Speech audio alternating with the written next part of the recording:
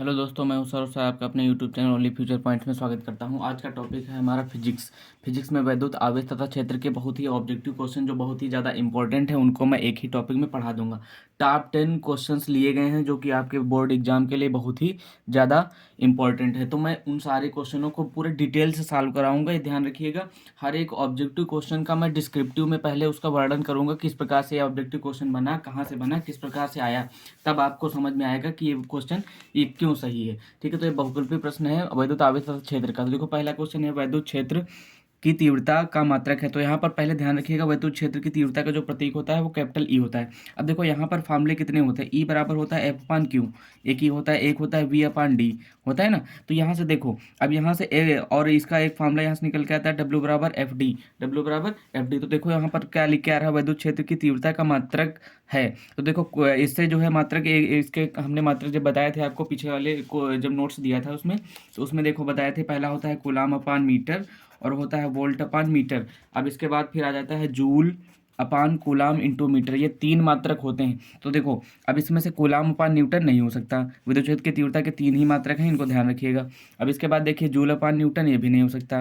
अब तीसरे नंबर पे क्या है, न्यूटन अपान कूलाम, ये न्यूटन अपान कूलाम आ जाएगा। और चौथे नंबर पर न्यूटन अपान मीटर नहीं होगा। ठीक है, तो इसका ये पहला क्वेश्चन का आंसर आ जाएगा, विद्युत क्षेत्र की तीव्रता का मात्रक क्या है, न्यूटन अपान कूलाम। इसके बाद देखिए सेकंड क्वेश्चन में क्या दिया गया है। इसके बाद क्वेश्चन सेकंड में पूछा गया कौन सा विद्युत क्षेत्र का मात्रक नहीं है। अभी देखो जस्ट पूछा गया था विद्युत क्षेत्र की तीव्रता का मात्रक क्या है, अभी पूछा गया है विद्युत क्षेत्र की तीव्रता का मात्रक नहीं है। तो तीन मात्रक हैं, ध्यान रखिएगा। एक न्यूटन अपान कूलाम होता है, ठीक है, वी अपान डी से फॉर्मूला निकल के आता है, ई बराबर एफ अपान क्यू से। और दूसरा होता है वोल्ट अपान मीटर, ये भी सही है। और तीसरा जूल बटे कूलाम, ये भी सही है। और ये गलत है, जूल अपान कूलाम। चौथा होता है जूल अपान कूलाम इंटू मीटर, यानी चौथा वाला क्वेश्चन गलत है। तो ये ध्यान रखिएगा, इसका मात्रक विद्युत क्षेत्र की तीव्रता का मात्रक जूल अपान कूलाम नहीं। इसके बाद देखिए तीसरा क्वेश्चन जो कि बहुत ही इंपॉर्टेंट क्वेश्चन है। इसमें देखिए बताया गया है विद्युत क्षेत्र कैपिटल ई वेक्टर में पी वेक्टर आघूर्ण वाले द्विध्रुव पर लगने वाले बल आघूर्ण का मान क्या होगा। देखिए फार्मूला क्या होता है, टाउ बराबर P E sine theta, tau बराबर पी ई साइन थीटा। ये देखो फार्मूला होता है टाउ बराबर P E sine theta. Sine theta या सदिश राशि, साइन थीटा कैसी राशि है, सदिश राशि। तो इसके बीच में जो गुणा होगा वो पी क्रॉस ई होगा, पी क्रॉस ई। यहाँ पर ये ध्यान रखिएगा, ये ई क्रॉस पी नहीं होगा, ई क्रॉस पी नहीं होगा, ये गलत है, ये सही। यानी टाउ बराबर पी क्रॉस ई वाला फार्मूला होगा, तो इसमें ये वाला सेकंड नंबर सही हो जाएगा, पहला गलत हो जाएगा, तीसरा गलत है और चौथा गलत है, यानी पी क्रॉस ई हो जाएगा। क्योंकि ये सदिश गुणन है, सदिश गुणन में क्रॉस लगता है, और अदिश जिसमें कॉस थीटा लगा होता है, अदिश गुणन होता है उसमें डॉट लगता है। ठीक है, फिर इसके बाद देखिए अगला क्वेश्चन है विद्युत फ्लक्स का मात्रक है। विद्युत फ्लक्स यानी इसका फॉर्मूला देखो क्या होता है, फाई ई बराबर ई ए कॉस थीटा, फाई ई बराबर ई ए कॉस थीटा। इससे मात्रक जो निकल कर जाता है वोल्ट अपान मीटर, और क्षेत्रफल का होता है मीटर स्क्वायर, और कॉस थीटा का कोई भी मात्रक नहीं होता। देखो मीटर मीटर कट जाएगा, तो मात्रक क्या आ गया, वोल्ट इंटू मीटर। तो ये सेकंड नंबर पे आ जाएगा, पहला गलत है, तीसरा गलत है और चौथा भी गलत है। तो विद्युत फ्लक्स यानी फाई ई प्रतीक होता है, विद्युत फ्लक्स का प्रतीक क्या होता है, फाई ई। इसका मात्रक वोल्ट अपान मीटर होता है। तो ये वाला क्वेश्चन सही है। ठीक है, तो इस तरीके से चार। अब देखिए इसके बाद ये पांचवा क्वेश्चन बहुत ही इंपॉर्टेंट है, जो कि बताया गया है विद्युत फ्लक्स वैद्युतशीलता फाई का मान, फाई का SI मात्रा क्या है। देखो इसका फॉर्मूला यहाँ से निकल के आता है 1/4 पाई एप्सिलॉन 0 Q1 Q2 अपान R स्क्वायर। ये होता है कूलाम का नियम। यदि हम एप्सिलॉन 0 बराबर निकालें तो 1/4 पाई Q1 Q2 अपान R स्क्वायर। ठीक है, देखो ऊपर से मात्रक आ जाता है coulomb into coulomb, coulomb square. अब यहाँ से देखो ये F यहाँ पे आ जाएगा, तो यहाँ मात्रक आ जाएगा न्यूटन अपान मीटर स्क्वायर, यानी कूलाम अपान न्यूटन मीटर स्क्वायर। ये निकलता है कूलाम के नियम से, कूलाम अपान न्यूटन मीटर स्क्वायर। तो इसमें वैद्युतशीलता का मात्रक क्या आ जाएगा, वैद्युतशीलता का मात्रक आ जाएगा कूलाम स्क्वायर बटे न्यूटन मीटर स्क्वायर। ये गलत है, ये भी गलत है, ये भी गलत है। ठीक है, अब इसके बाद देखो एक कूलाम आवेश पर कितने इलेक्ट्रॉन है। अब देखो यहाँ से फॉर्मूला लगता है आवेश का, क्यू बराबर एन ई। यहाँ पर एक दिया गया है तो एन बराबर क्या हो जाएगा, क्यू अपान ई। तो क्यू अपान ई, क्यू की जगह पर दिया गया है एक कूलाम, और 1.6 इंटू 10⁻⁻19 होता है इसका आवेश। ठीक, पॉइंट हटाओगे जीरो बढ़ जाएगा, एक और बढ़ा लो तो 100 हो जाएंगे। यहाँ पर, यहाँ 16 आ जाएगा, यहाँ पर एक घट जाएगा, 18 हो जाएगा। ठीक है, अब भाग करोगे कितना आ जाएगा, 6.25 इंटू 10⁻18। तो यहाँ पर ध्यान दीजिएगा, इसका मात्रक कोई नहीं होता है।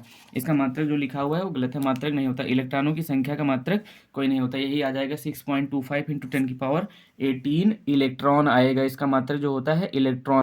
ठीक है, देखिए इसके बाद इसी टॉपिक का एक और क्वेश्चन है, क्यों बराबर एन ई पर रिलेटेड। क्यों बराबर एन ई पर, यहाँ पे देखो 5 कूलाम ऋण आवेश, तो यहाँ पर एन निकालना है, तो एन बराबर क्या हो जाएगा, क्यों अपान ई।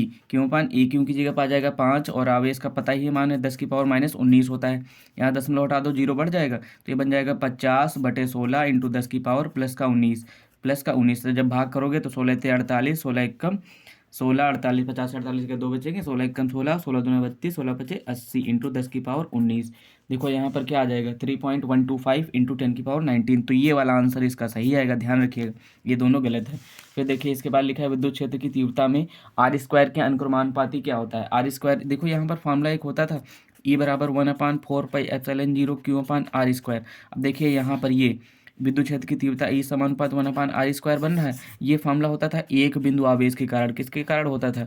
एक बिंदु आवेश के कारण विद्युत क्षेत्र की तीव्रता। तो यहाँ पर बिंदु आवेश के कारण आएगा, तो ध्यान रखिएगा ये बिंदु आवेश के कारण है और किसी के कारण नहीं है। इसके बाद देखिए 9 नंबर जो क्वेश्चन है हमारा विद्युत द्विध्रुव आघूर्ण का मात्रक है। देखिए इसका विद्युत द्विध्रुव आघूर्ण का फार्मूला P बराबर Q/2L होता है। यहाँ पर P विद्युत द्विध्रुव आघूर्ण है। अब यहाँ से जैसे मात्रक निकालेंगे, तो मात्रक निकालेंगे, मात्रक क्यों आवेश, आवेश का मात्रक क्या होता है? कूलाम। आवेश का मात्रक क्या होता है? कूलाम। और 2L दूरी है, दूरी का मात्रक मीटर, यानी कूलाम इंटू मीटर। तो इसमें देखो ये कूलाम इंटू मीटर आ जाएगा। विद्युत द्विध्रुव आघूर्ण का मात्रक क्या है? Coulomb into metre. अब इसके बाद देखिए 10 नंबर जो क्वेश्चन है बलयुग्म आघूर्ण का मात्रक क्या है। तो बलयुग्म आघूर्ण का पहले फॉर्मूला ध्यान रखो, टाउ बराबर पी साइन थीटा होता है, ठीक है। तो इसमें क्रॉस गुणन लगता है क्योंकि सदिश गुणन है, ठीक है। तो टाउ बराबर पी साइन थीटा। अब यहाँ से देखो पी बराबर क्या होता है formula? Coulomb into metre, coulomb into metre. अब यहाँ से देखो न्यूटन अपान कूलाम होता है वी से, ये कट गया तो बचेगा कूलाम, कूलाम कट गया तो बचा कितना? न्यूटन इंटू मीटर, यानी बलयुग्म आघूर्ण टाउ होता है, टाउ बलयुग्म आघूर्ण टाउ प्रतीक होता है। बलयुग्म आघूर्ण का मात्रक क्या आ जाएगा? न्यूटन इंटू मीटर, यानी तीसरा नंबर सही हो जाएगा। तीसरा नंबर सही है। तो ध्यान रखिएगा जितने भी ऑब्जेक्टिव क्वेश्चन कराएंगे उसमें से आपको हम हर तरीके से डिटेल से बताएंगे क्यों सही है। ऐसे नहीं कि यही सही है, क्यों? क्योंकि इसमें देखो ध्यान रखना है फार्मूले का बहुत ही ज़्यादा यूज होता है। जो पहले वाला बेसिक वाला फार्मूला वाला टॉपिक है उसको अच्छे से पढ़ लेना, और वो वाला कम से कम 2-3 बार रिवीजन कर लेना। उसी से सारे क्वेश्चन बनते हैं, उसी से सारे ऑब्जेक्टिव बनते हैं। तो इस तरीके से ऑब्जेक्टिव को सॉल्व किया जाए। सॉल्व करने का तरीका मतलब ये होता है हर एक ऑब्जेक्टिव को डिटेल से सॉल्व करना कि किस प्रकार से कैसे आया, ठीक है। Thank you. और अधिक से अधिक चैनल को शेयर करें और सब्सक्राइब करें, लाइक करें, कमेंट जरूर करिएगा किस प्रकार का वीडियो था। Thank you.